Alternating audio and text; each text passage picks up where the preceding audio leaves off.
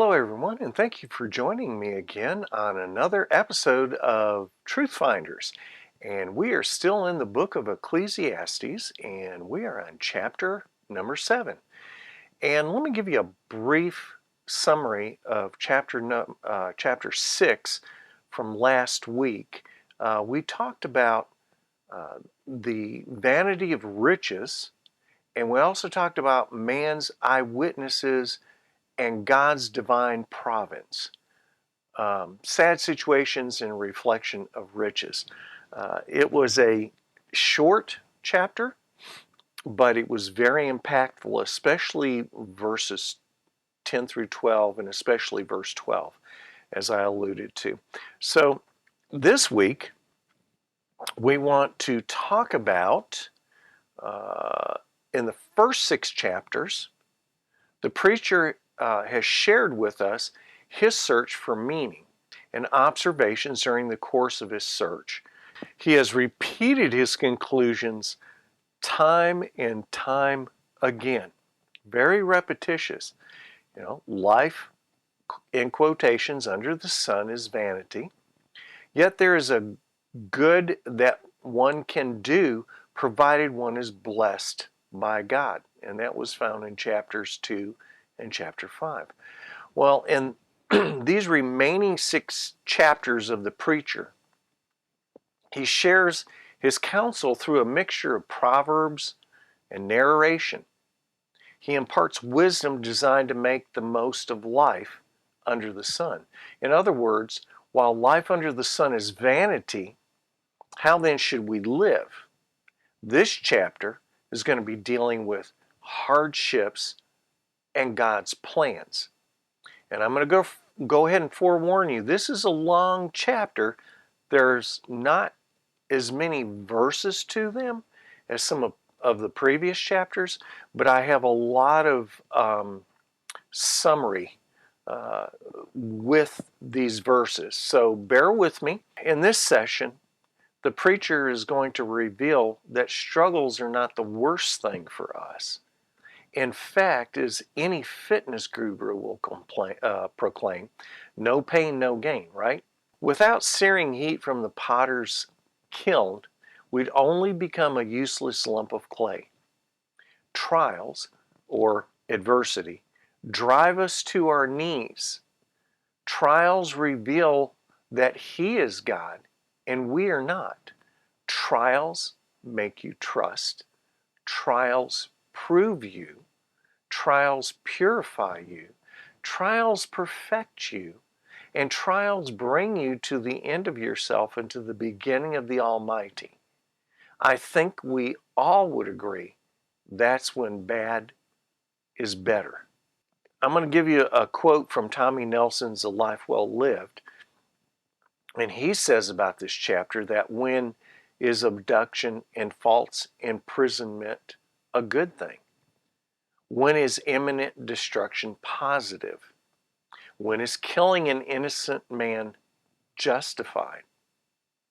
Well, when it rescues the nation from starvation, as in the case of Joseph. When it proves the miraculous hand of God, as in Exodus. And when it saves humanity, in the case of Jesus. No one signs up for classes in pain and suffering. Few add trials to their to-do list. However, though no one advocates looking for hardships, when we run from struggles, we may end up fleeing the very thing that God uses to shape us in His image. End quote. So let's talk about adversity and prosperity in chapter 7, verses 1 through 14. Well, the first half of chapter 7, verses 1 through 14, offers counsel for better living with a series of comparisons. For example, honor is better than luxury. Your day of death is better than your day of birth. And I know that sounds kind of strange. A funeral is better than a party. And I'll explain that pretty much in depth. His estimation of what is better may often sound strange, but it comes from who has learned from both experience as well as inspiration. Solomon proceeded in this section to focus on the comprehensive plan of God, His decree. His point was that we cannot fathom it completely. We're finite beings and God is infinite, right? So Dr. Constable note tells us, he began by exposing our ignorance of the significance of adversity and prosperity, as shown in Job. Both of these conditions, he noted, can have good and bad effects depending on how a person responds to them. Prosperity is not always or necessarily good, and adversity or affliction is not always or necessarily evil. Really, adversity is often a greater good than prosperity. So let's look at this. If you have your Bibles, we want to turn to verse 1, and you can read along with me. A good name is better than a good ointment, and the day of one's death is better than the day of one's birth. So let's break this down. Good ointment. A good name is highly valued, right? Better than precious ointment. And ointment is a representation of luxury. One's birth is the beginning of sorrows. In Job 14:1, 1 through 3, Jeremiah 20:14 through 18.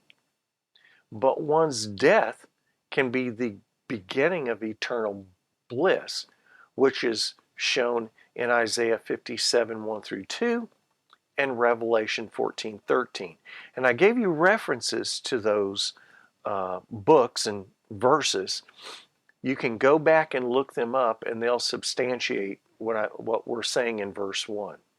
So our death can also signify the life we lived well based on how we lived.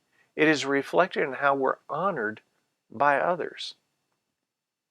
It is better to end life with a good reputation than to begin it auspiciously, but then can ruin it through folly.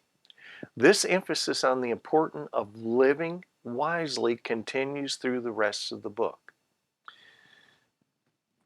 So, as you know, and I'm going to get into this a little bit further when we start reading verses 2 through 4, when it says death is better than the day of one's birth, Solomon is going to go on to explain in verses 2 through 4 why this is the case. And read along with me verse 2. It is better to go to a house of mourning than to go to a house of feasting, because that is the end of every man, and the living takes it to heart. Sorrow is better than laughter, for when a face is sad, a heart may be happy. The mind of the wise is in the house of mourning, while the mind of fools is in the house of pleasure. We're wasting our time in the house of pleasure, but in the house of mourning we're attentive because it's the end of someone's life. Well, if we read Constable notes for verses 2 through 4, and I'm just going to give kind of an overview summary, and it really can be verses, the second half, like 1b, and the day of one's death is better than the day of one's birth. Let's explain what Solomon is actually saying here. Our Constable notes tells us the point of these verses is that it is wise to bear the brevity of life in mind as one lives. The heart, mentioned in these verses, is where we make moral decisions.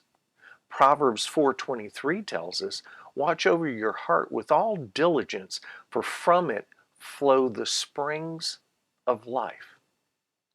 Thoughtful rather than thoughtless living is wise. Psalm 90:12, so teach us to number our days that we may present to you a heart of wisdom.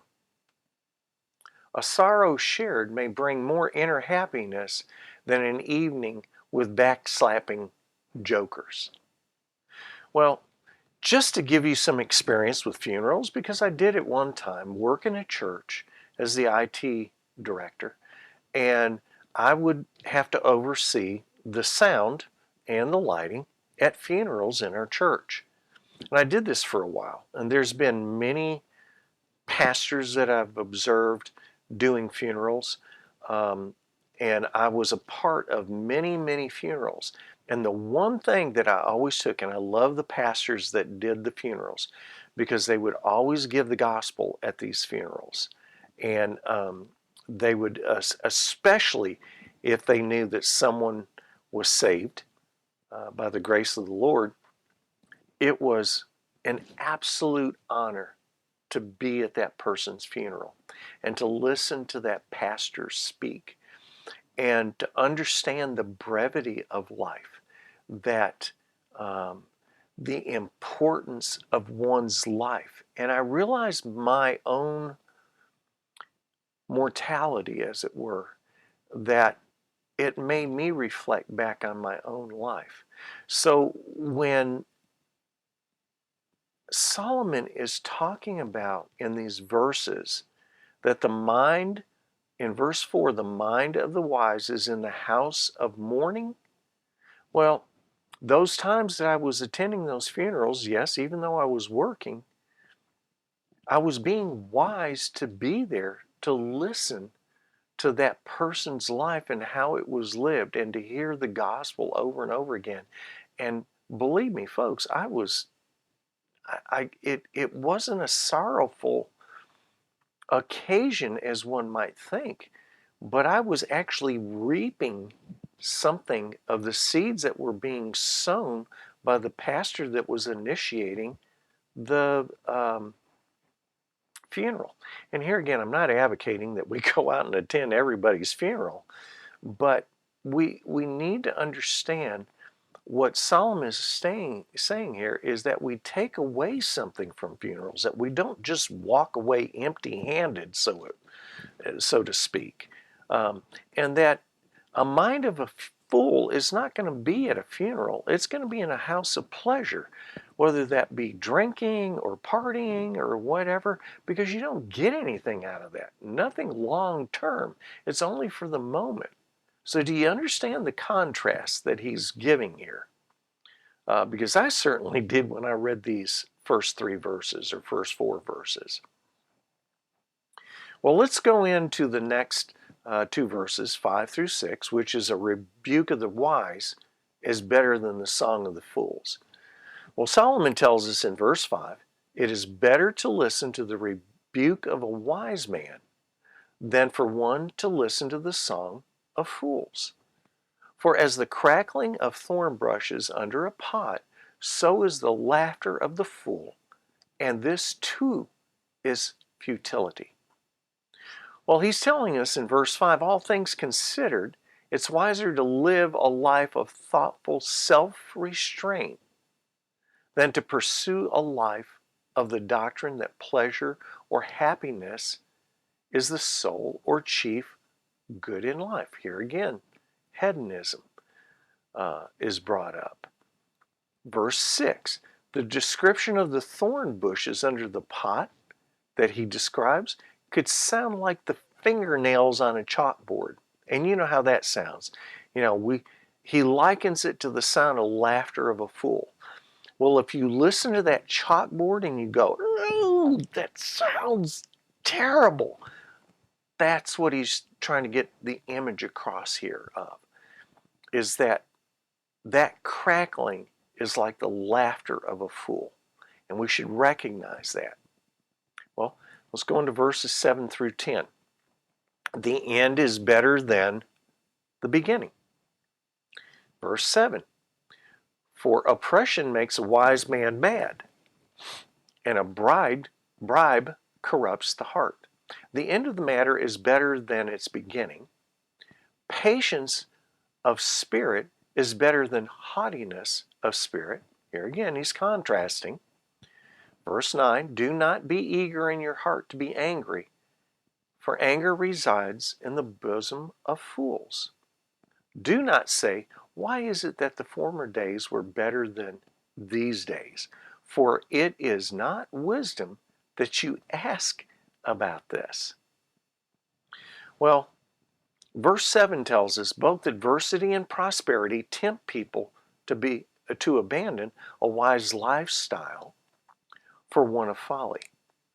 The wise man's prosperity might tempt him to accept a bribe, or his adversity might tempt him to oppress others. This leads us to a corrupted heart. And remember, we talked somewhat about that in chapter 6. He's just furthering and talking about it in a different way here. In verses 8 through 9, even a wise person can be made a fool when money becomes involved. Impatience and pride and anger, verses 8 and 9, and dissatisfaction might also lure him from the submissive attitude that is part of the way of wisdom. Well, verse 10 tells us, it has been said that the good old days are the combination of a bad memory and a good imagination, and often this is true. We look back and we tend to think of the good times, but we don't remember the other times that were plugged in that were bad or adversity or whatever. And we're really not benefiting. We're just remembering the good, and we're not really being taught by the adversity that we had experienced in the past. Well, verses 11 through 12 give us wisdom is better than wealth. So if we read verse 11, wisdom, along with an inheritance, is good, and an advantage to those who see the sun. Verse 12, for wisdom is protection, just as money is protection, but the advantage of knowledge is that wisdom preserves the lives of its possessors. Verses 11 through 12 tell us prosperity can also be a good thing, especially if the prosperous person behaves wisely. Note that the wise normally live longer than the foolish. That's found in verse 12b.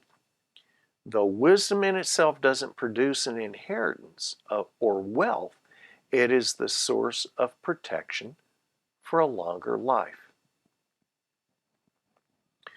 In verses 13 through 14, resignation is better than indignation. Verse 13, consider the work of God. For who is able to straighten what he has bent? In the day of prosperity, be happy. But in the day of adversity, consider God has made the one as well as the other, so that man will not discover anything that will be after him. Now, these verses I want to break down entirely because there's a lot of good wisdom here. Verse 13 tells us that there's some things of God we cannot change or straighten out what he has ordained. That word straighten what he has bent means that he has sovereignty over everything. It's God's will.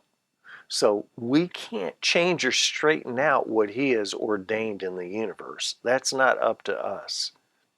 Then verse 14, we cannot understand why God uses adversity and prosperity as he does. Well, a man or a woman of faith trusts God nonetheless. Romans 8:28 tells us, and when we know that God causes all things to work together for good to those who love God, to those who are called according to his purpose. Therefore, we should enjoy the times of prosperity and remember in the times of adversity that God is in control. Remember what we said in the other two verses, that looking back is foolish and it's not wise.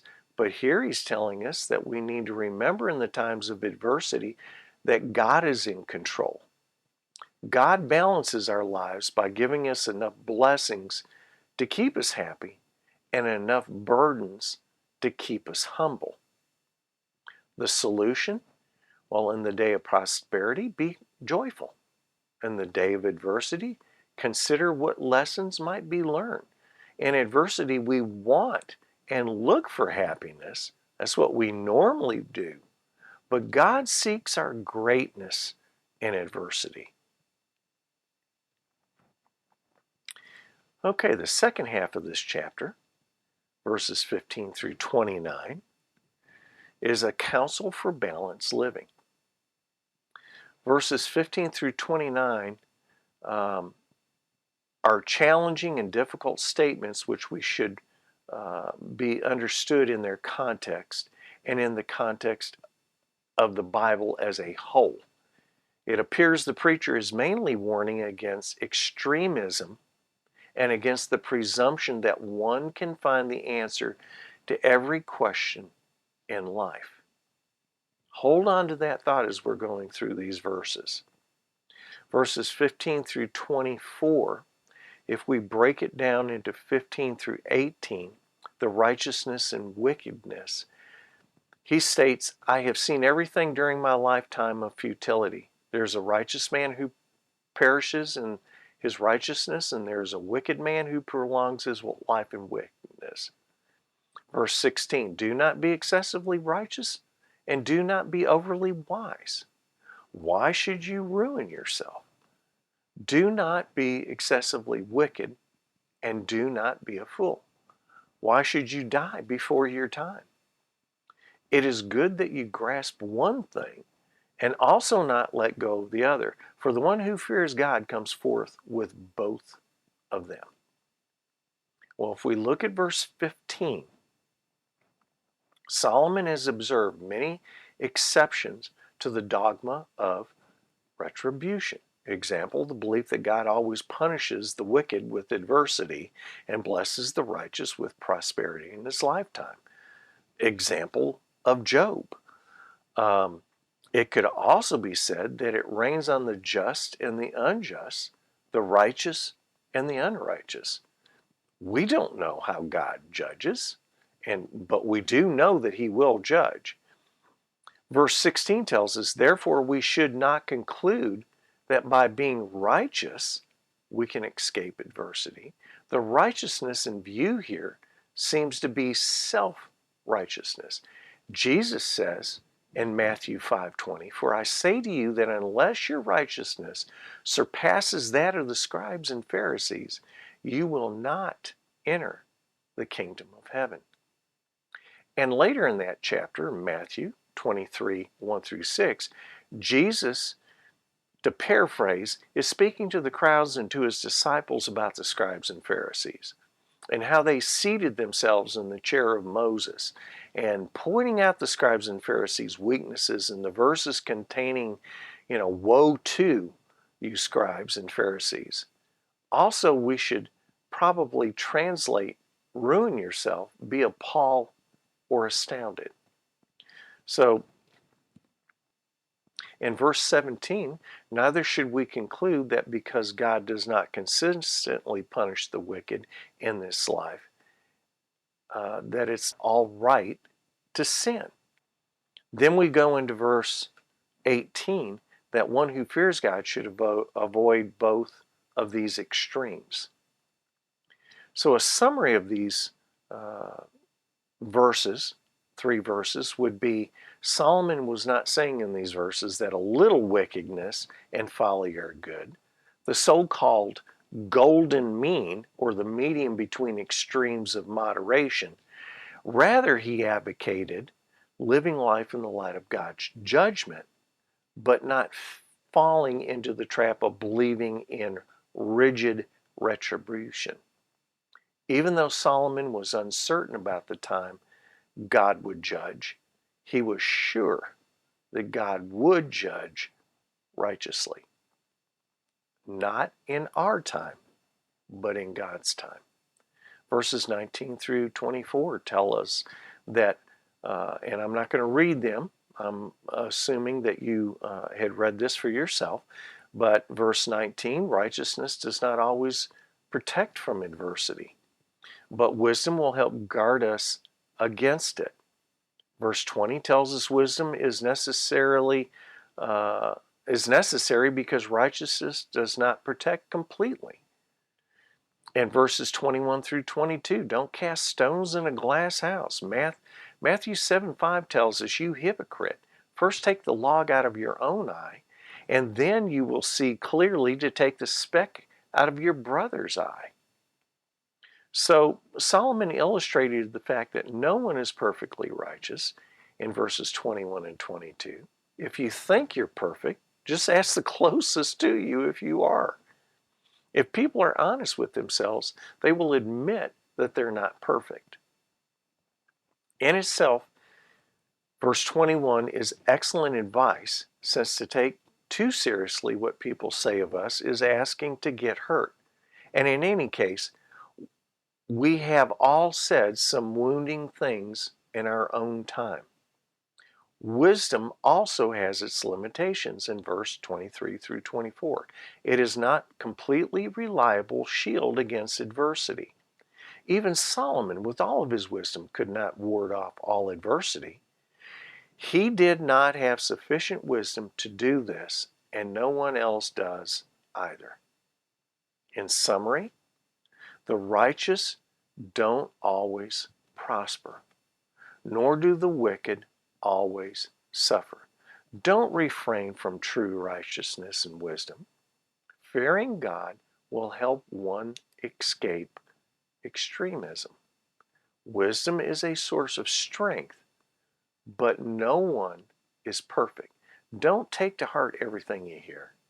You may hear another curse you, yet you likely curse someone at some time. We don't know God's plan for us, but we will experience adversity in our lives. That is a fact. So let's look at verses 25 through 29 quickly. About wisdom alone is not the answer. And I'm going to read verses 25 through 29 quickly.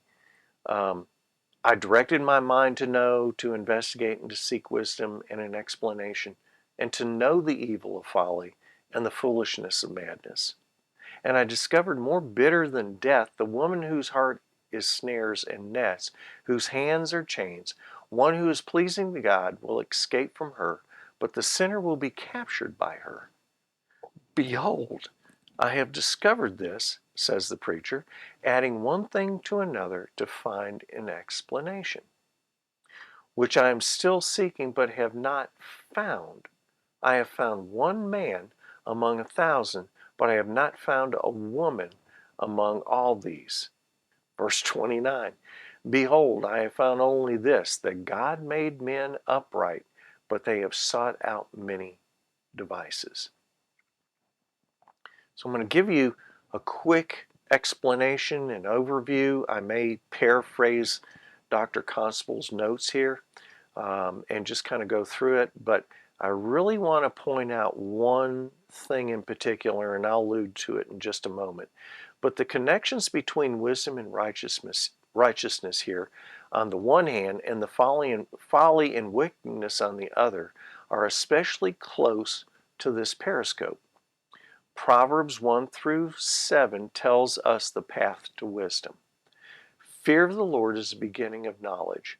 Fools despise wisdom and instruction. As Solomon sought to understand wisdom, he learned that the person who wants to please God will escape folly and wickedness, but the person who prefers to sin will not. And he states folly is worse than death. The man in view in verses 28 is the person who is pleasing God, verse 26. The Hebrew word here for man is Adam, and it's a generic and refers to people than males in contrast to females. Solomon meant in 28b that a person who is pleasing to God is extremely rare, like in Job 9:3 and 33:23. The reference to women is a way of expressing in parallelism. Now let me explain this. because it can be taken out of context. That no one really pleases God completely. A paraphrase of verse 28b through c is, I have found very few people who please God, no one at all really. So the idea definitely is not that 1 out of 1,000 males pleases God, but no females at all do. This is a good example of Hebrew parallelism that, if unobserved, can lead to a bizarre interpretation. And I'm sure that there are pastors and churches out there that have done this and used that verse. This is one man's experience, the writer's, and he does not universalize it. Some commentators have suggested that this woman whose heart is a snare and a trap in verse 26 is but the personification of that wickedness is folly itself. She is the strange woman of Proverbs 1 through 9. Perhaps this interpretation is the closest to what Solomon intended, for the topic is wisdom. So who is responsible for the universal failure to please God? Well, Solomon said people are, not God. God made us upright in the sense of being able to choose to please or not please. Nonetheless, we have all gone our way in pursuit of many devices. The same Hebrew word translated devices in verse 29 reads explanation in verse 25 and 27. The point is not that people have turned aside to sin, but they have sought out many explanations. They have sought many explanations of what? Well, in the context, Solomon was talking about God's plan.